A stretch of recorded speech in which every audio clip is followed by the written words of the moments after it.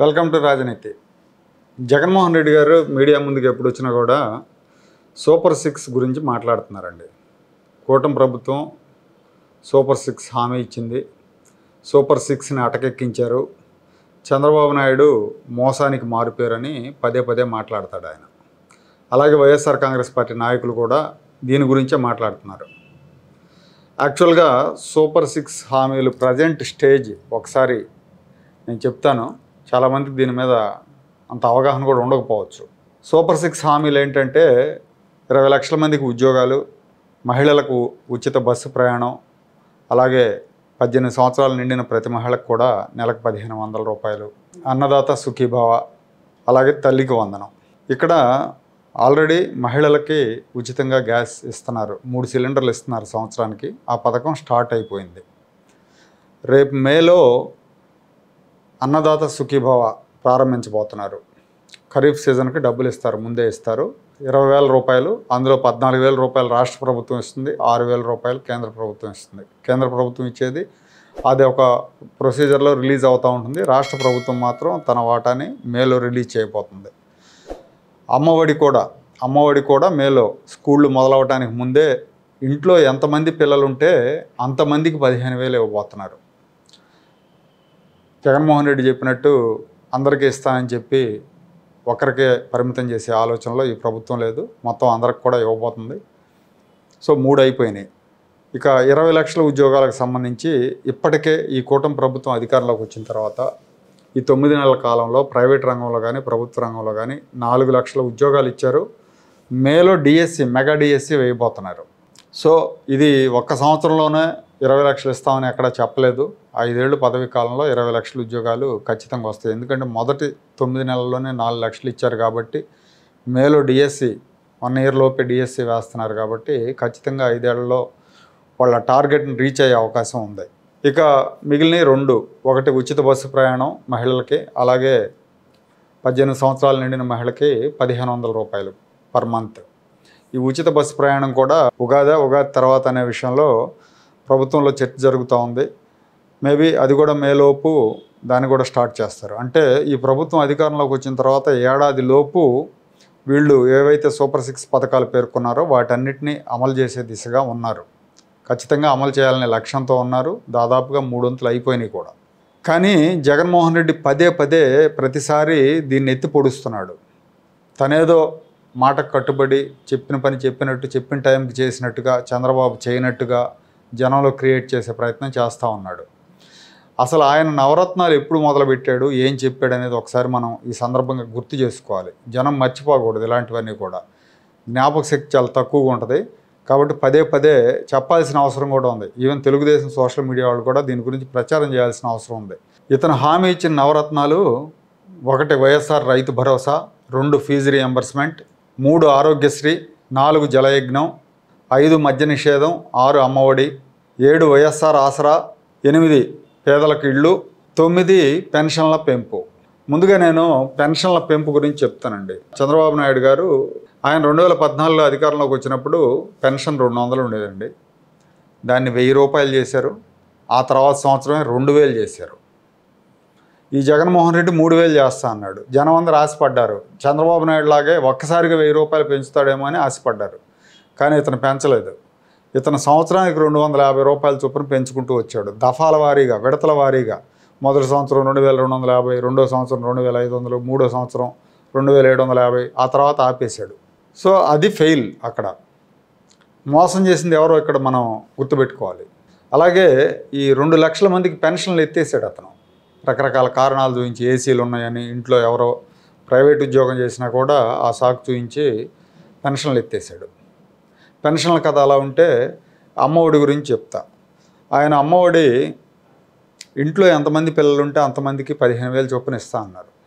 కానీ కేవలం ఒకరికే పరిమితం చేశారు. పైగా అందులో ఒక 2,000 కట్ చేసి 13,000 ఇచ్చాడు. ఆయన భార్య భారతిరెడ్డి అయితే ప్రచారంలో మీ ఇంట్లో ఎంతమంది పిల్లలు ఉంటే అంతమందికి 15,000 చొప్పున మేము ఇస్తామని చెప్పి మాట్లాడింది. కావాలంటే ఆ వీడియో కూడా మనం చూడొచ్చు. అన్న ఏమన్నాడంటే, నేను చూసిన వాళ్ళ జీవితాలు, వాళ్ళ కష్టాల్లో ఉన్నారు, వాళ్ళని బాగా చేయాలా, వాళ్ళు కష్టపడి పిల్లలను బడులకు పంపకుండా పనులకు పంపుకుంటున్నారని అమ్మఒడి పథకం పెట్టినాడు. పిల్లలను బడికి పంపితే తల్లికి 15,000 ఇస్తారు. ఒక బిడ్డను బడికి పంపితే 15,000, 2 బిడ్డలను బడికి పంపితే 30,000 తల్లికి సంవత్సరానికి. ఈ అమ్మఒడి విషయానికి వస్తే జగన్మోహన్ రెడ్డి గారు అధికారంలోకి వచ్చిన తర్వాత సంవత్సరం తర్వాత దాన్ని అమలు చేశారు. 2019 మేలో ఆయన ప్రమాణ స్వీకారం చేస్తే 2020 జనవరి 9న ఈ అమ్మఒడికి శ్రీకారం చుట్టాడు. పైగా అంటే 1 ఇయర్ 2019 వెళ్ళిపోయింది, 2020, 21, 22 3 ఏళ్ళు ఇచ్చాడు. తర్వాత 23, 24 వదిలేశాడు. అంటే 5 ఏళ్ళు ఇవ్వాల్సిన అమ్మఒడి కేవలం 3 ఏళ్ళు మాత్రమే ఇచ్చాడు. ఇంట్లో ఎంతమంది పిల్లలు ఉంటే అంతమందికి 15,000 ఇస్తానని చెప్పి కేవలం ఒకరికి మాత్రమే పరిమితం చేశారు. ఇప్పుడేమో చంద్రబాబు నాయుడు గారిని నీకు 15, నీకు 15, నీకు 15 అని చెప్పి అదేదో పాట పాడుతూ ఉన్నాడు. జనంలోకి వెళ్ళిన ప్రతిసారి ఈ పాట మొదలు పెడుతున్నాడు అనమాట. తర్వాత టిడ్కో ఇళ్ళు, పేదలకు ఇళ్ళు. చంద్రబాబు నాయుడు గారి హయాంలో రాష్ట్రానికి 11 లక్షల పైన ఇళ్ళు శాంక్షన్ అయినాయి. వాటిలో దాదాపు 60% పైగా కంప్లీట్ అయినాయి. కొన్నిట్లో ఆక్యుపేషన్ జరిగింది, కొంతమందికి పొజిషన్ ఇచ్చింది అప్పటి ప్రభుత్వం. ఆ తర్వాత పూర్తి చేసిన ఇళ్ళు ఇచ్చేలోపు ఎన్నికలు వచ్చినాయి. ఎన్నికల్లో గెలిచిన జగన్మోహన్ రెడ్డి ఒక్క ఇల్లు కూడా లబ్ధిదారుడికి ఇవ్వాల, వాటిని అలాగే పాడుపెట్టాడు. పోనీ ఇతనేమన్నా చేశాడంటే ఇతని హయాంలో కేవలం 818 ఇళ్ళు మాత్రమే కట్టారు. అనేక సార్లు కేంద్ర ప్రభుత్వం, కేంద్ర మంత్రులు కూడా చెప్పారు వీళ్ళు మ్యాచింగ్ గ్రాంట్లు ఇవ్వట్లేదు, వీళ్ళు ఇళ్ల కోసం చేయట్లేదు, చొరవ చూపట్లేదు రాష్ట్ర ప్రభుత్వం అని చెప్పి. కానీ దాన్ని పట్టించుకోలే. తర్వాత 1 సెంటు ఇళ్ల స్థలాలు, 1 సెంటు ఇళ్ళు అని చెప్పి అదొక పెద్ద భూకుంభకోణం చేశారు రాష్ట్ర వ్యాప్తంగా. రైతుల దగ్గర నుంచి తక్కువ ధరకు పొలాలు కొనటం, ఎక్కడో దూరంగా ఉన్న పొలాలు, పల్ల భూములు ఇలాంటివి కొని వాటిని ప్రభుత్వానికి ఎక్కువ రేటుకి, డబల్ రేటు, త్రిబుల్ రేటుకి అమ్ముకోవటం వైఎస్ఆర్ కాంగ్రెస్ పార్టీ నాయకులు. వాళ్ళు సొమ్ము చేసుకోవటం తప్ప పేదలకు ఒరిగిందేం లేదు. మద్య నిషేధం ఆయన ఏం చెప్పాడు? సంపూర్ణ మద్య నిషేధం చేస్తానని చెప్పాడు ఎన్నికలకు ముందు, ఎన్నికల ప్రచారంలో. చంద్రబాబు ప్రభుత్వం ప్రజల ఆరోగ్యంతో ఆడుకుంటుంది, అసలు మద్యం ఆదాయంతో రాష్ట్ర ఆదాయాన్ని పెంచుకోవటం ఏంటి, చాలా సిగ్గుచేటని శుద్ధపోస కబుర్లన్నీ చెప్పాడు. కానీ ఈయన అధికారంలోకి వచ్చిన తర్వాత మద్య నిషేధం చేయకపోగా చీప్ లిక్కర్, అంటే చీప్ లిక్కర్ కూడా కాదు, అది నాసి రకం మద్యాన్ని మార్కెట్లో ప్రవేశపెట్టాడు. మద్యం రేట్లు పెంచాడు. రేట్లు ఎందుకు పెంచారు అంటే రేట్లు పెంచితే కొని తాగలేరు, అంత రేటు భరించలేరు, ఆ రకంగా మద్య వినియోగాన్ని తగ్గిస్తున్నానని చెప్పి చెప్పుకొచ్చాడు. అలా తర్వాత బ్రాండ్లన్నీ ఎత్తేసాడు. ప్రముఖ బ్రాండ్లన్నీ కూడా మార్కెట్లో లేకుండా చేశాడు. వీళ్ళు రాష్ట్రంలో ఉన్న డిస్టిలరీలని బెదిరించో, నయానో, భయానో లీజుకు తీసుకున్నారు వైఎస్ఆర్ కాంగ్రెస్ పార్టీ నాయకులు. పెద్దిరెడ్డి కుటుంబం, విజయసాయిరెడ్డి కుటుంబం, వీళ్ళంతా వాటన్నిటిని డిస్టిలరీలను స్వాధీనం చేసుకొని నాసి రకం మద్యం ప్రభుత్వమే అంటే మద్యం విధానాన్ని మార్చేశాడు. ప్రైవేట్ షాపులు కాకుండా ప్రభుత్వ షాపులు పెట్టాడు. ఆ ప్రభుత్వ షాపుల్లో కూడా డిజిటల్ పేమెంట్స్ ఆపేశాడు. కేవలం నగదే, అంటే లెక్క ఉండదు ఇక. తర్వాత ఇక్కడ ఒక జరిగిన పెద్ద కుంభకోణం ఏంటంటే ఏపీ బ్రూవరీస్ కార్పొరేషన్ ద్వారా మద్యం సప్లై జరగాలి. కానీ కొంత అధికారికంగా, కొంత అనధికారికంగా షాపులకు చేర్చడం సరుకుని, అనధికారికంగా చేరిన సరుకు తాలూకా డబ్బుని వైసీపీ నాయకుల ఖాతాల్లోకి వెళ్ళటం, ఇలాంటివన్నీ కూడా జరిగినాయి. అంటే కొన్ని వేల కోట్లు వైసీపీ నాయకులు దోచుకున్నారు.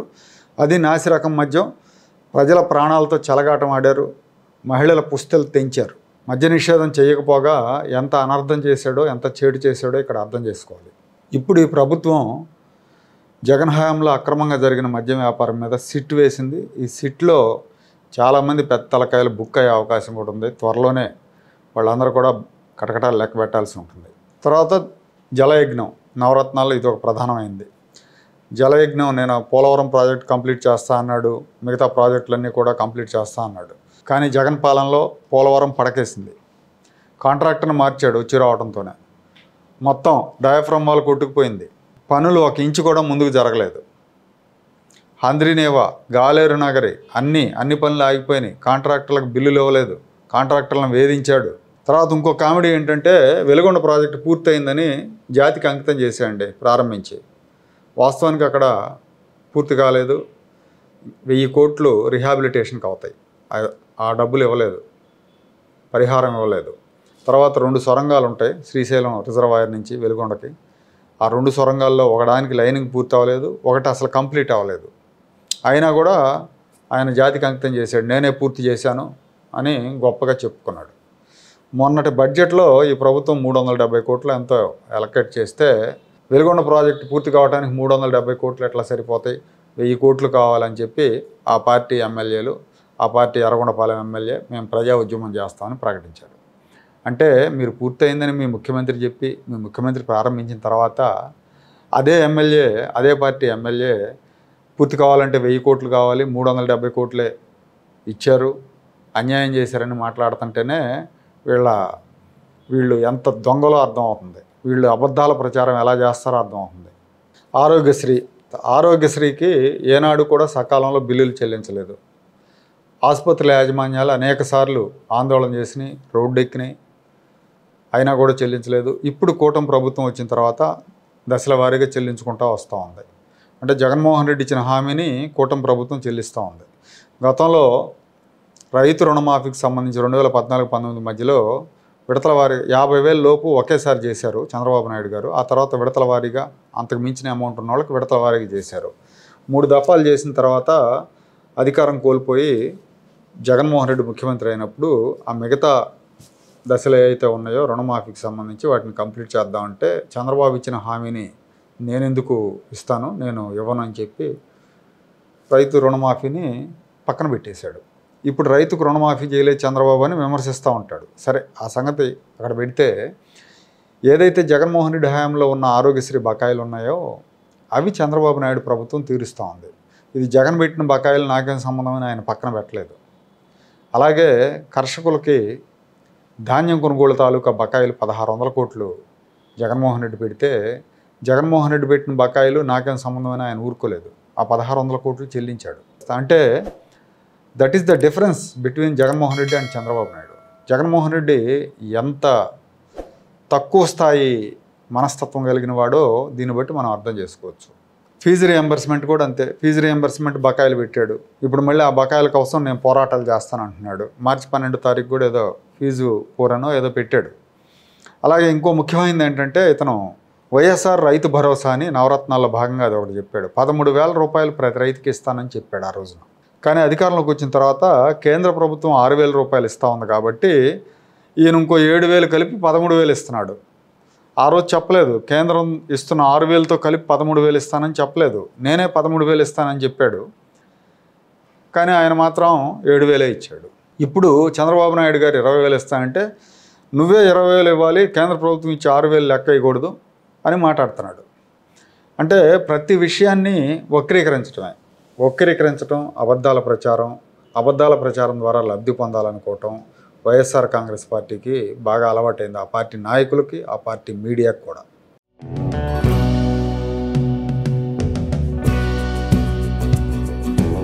Like, share and subscribe to Rajaniti channel.